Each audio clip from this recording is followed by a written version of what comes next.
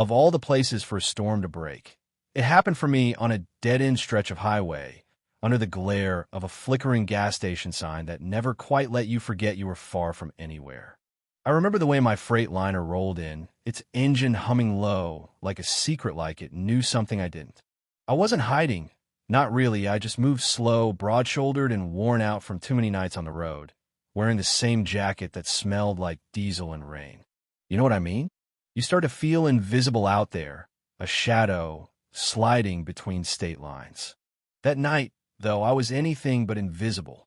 Two local cops were parked across the lot, their cruiser dusty, windows rolled down, sipping gas station coffee that tasted like old cardboard. Officer Bo Harding, all swagger and spit, nudged his partner Harper and grinned as I stepped out to pump diesel. Another out-of-state rig. Huh, he muttered loud enough for me to hear. Think he's running cigarettes or something heavier? Harper didn't answer and never did unless he had to. That was his thing. Bo tossed his coffee and strutted over, his belt squeaking, eyes running over me like he owned the ground. Evening, sir. Something wrong with your load? I kept my voice calm. Steady didn't give him a smile, didn't look away. Just getting fuel. You got a problem? It was a dance I'd done 100 times before. He didn't like that guys like him never do. He wanted me nervous or apologetic or both. He circled close, real close, looking for a flinch. You mind popping the trailer for us? I raised an eyebrow. You got a warrant? Bo grinned, teeth sharp in the neon light. We can get one. You sure you want to play that game? All the while, the parking lot buzzed with the sound of moths and overhead lights. I just nodded toward my cab. 3 little red lights blinked under the mirror. Easy to miss unless you were looking. Maybe you want to check your mirrors before you start something you can't finish, I said, soft. Not a threat. A warning. That's when Bo spotted the silver decal, government issue, half hidden on my back window. His face shifted just a flicker, but I caught it. Who are you? He asked, voice gone small. I just shrugged. Someone sent for people like you. Before he could bark back, a black SUV slid up behind my Rigno lights. No plates, no drama. Just presence. Harper's hand landed on Bo's wrist, real gentle. Not here, he whispered. Not tonight. Suddenly, this wasn't their gas station anymore. See, the thing about tension, it's not about who yells the loudest. It's about who refuses to blink. I stood there in half light, one hand loose by my hip, just letting it all unfold. Inside my trailer wasn't anything illegal. Bottled water, packaged snacks, just your everyday delivery. But tucked in between was what mattered. Transmitters, hidden recorders, every inch wired to catch every word. I wasn't hauling freight. I was hauling proof. 10 minutes before, Bo had been bragging to Harper about extra overtime, about how easy it was to squeeze a tired trucker or an out-of-towner who didn't want the hassle. That's how things go, you know? Most people just want to get home pay and move on. But not tonight. Not me. Bo tried again, working himself up. You got a supervisor we can talk to? I didn't even blink. Not one you can reach by radio. Harper's knuckles went white on his radio, but he didn't say a word. Rumors have been swirling for months. Federal stings. Investigators sent to towns where too many stops ended with no paperwork. Too many complaints got buried. These two. They never thought it'd be them. I stepped forward, voice low. This stop? This place? It's all flagged, all recorded, all authorized. You think those body cams you never turn on are the only eyes tonight? Bo froze. Suddenly the big man act didn't fit anymore. From the SUV, a passenger in a dark suit got out silent, shades on, hands folded. Another figure stayed in the back, phone pressed to her ear, face unreadable. This is entrapment, Bo muttered, more to himself than me. We didn't do anything wrong. I let him stew. You stopped me without cause. Opened my trailer without a warrant. Assumed I wouldn't know the difference. That's the whole pattern, officer. Bo looked to Harper for backup, but Harper just stared at the SUV, jaw clenched, not saying a word. Then came the twisted second envelope, sealed, marked federal, dropped on their cruiser by the suit from the SUV. Harper eyed it, voice low.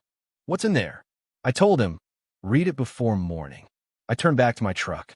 I had a long road ahead, but they'd be hearing from us again. This was just the first stop. Engine growling.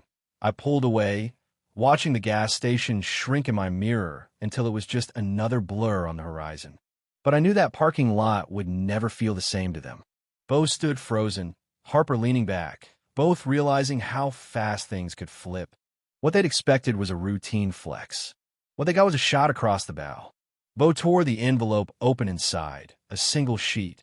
Formal notice of federal monitoring, signed by a name they didn't know but wouldn't forget mine.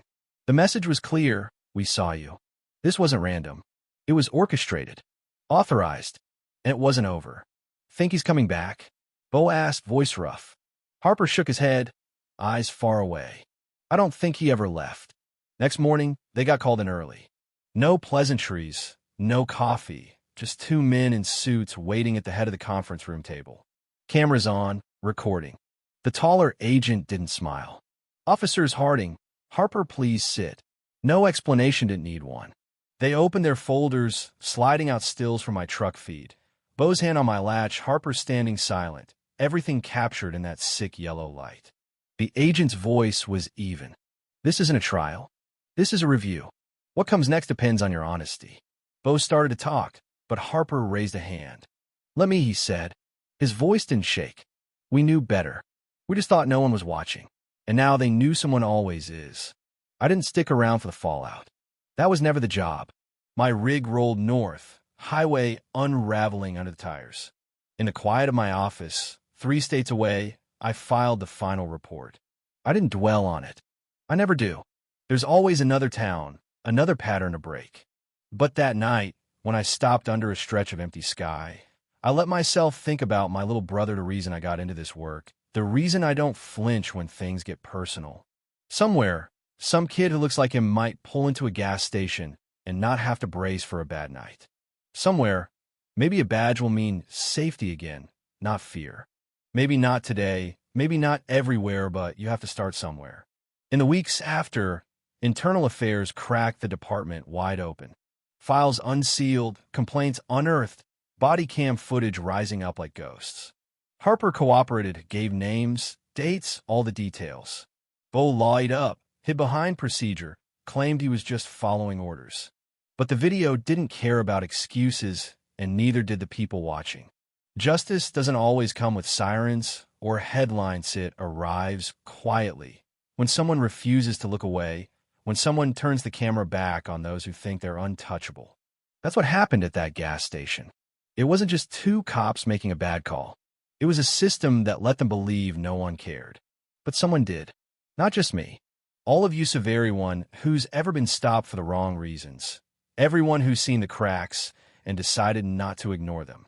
Justice is quiet, but deliberate.